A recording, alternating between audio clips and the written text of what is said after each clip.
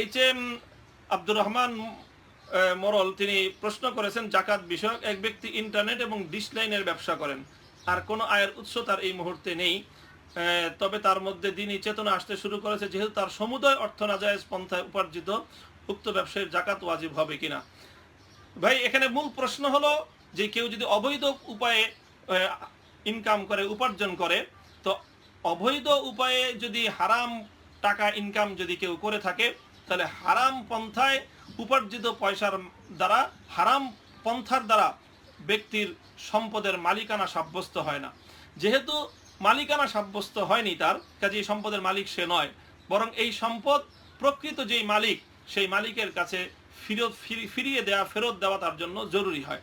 যদি সে মালিক চিনতে না পারে যে কার সম্পদ আমার কাছে এসেছে, তবুও সে সম্পত্তি তার জন্য ব্যবহার করা বৈধ নয়, বরং সে সম্পত্তি সাদাকা করে দেওয়া তার জন্য জরুরি।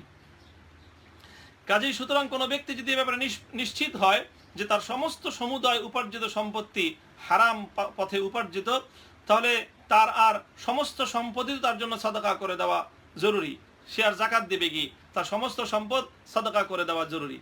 আর যদি হালাল এবং হারাম মাল মিশ্রিত হয়, তাহলে হালাল মাল হারাম থেকে, তাহলে সেক্ষেত্রে হালাল সম্পদটুকু হারাম সম্পদ থেকে পৃথক করতে হবে, এবং হালাল সম্পদ যেই পরিমাণ রয়েছে সেই পরিমাণের জাকাত দিতে হবে, আর হারাম সম্পদটুকু তাকে আল্লাহর রাস্তায় সাদাকা করে দিতে হবে।